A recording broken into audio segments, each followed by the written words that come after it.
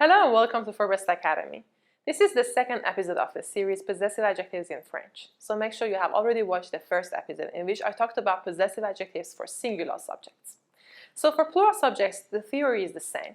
The only difference is that you don't need to worry about gender of the object because we have the same word for male and female words.